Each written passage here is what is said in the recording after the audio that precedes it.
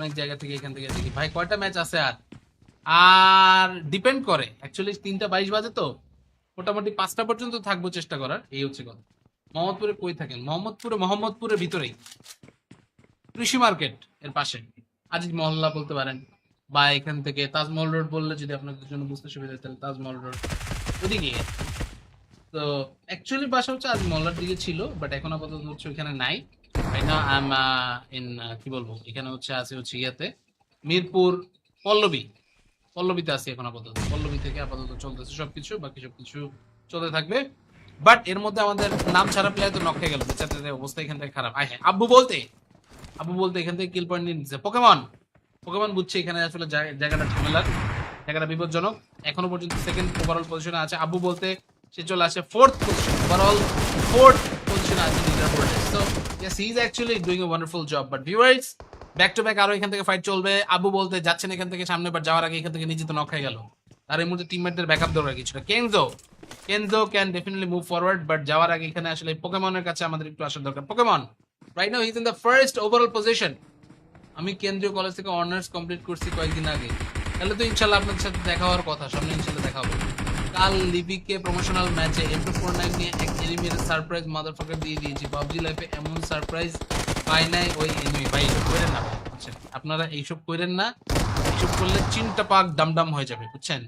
চিনটা পাক ডামডামের নামটা শুনছেন এর আগে আপনারা?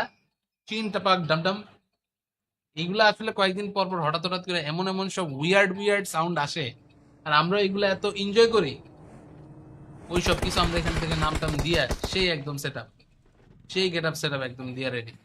যাক, আমাদের আব্বু বলতে তাকে তো রিভাইভ দিতে আসার দরকার। ভাই রিভাইভ দিতে আসতেছে না কেন? আয় হাই, ও লুট করে রিভাইভ দেয় না। লল, ও রিভাইভ দিবে না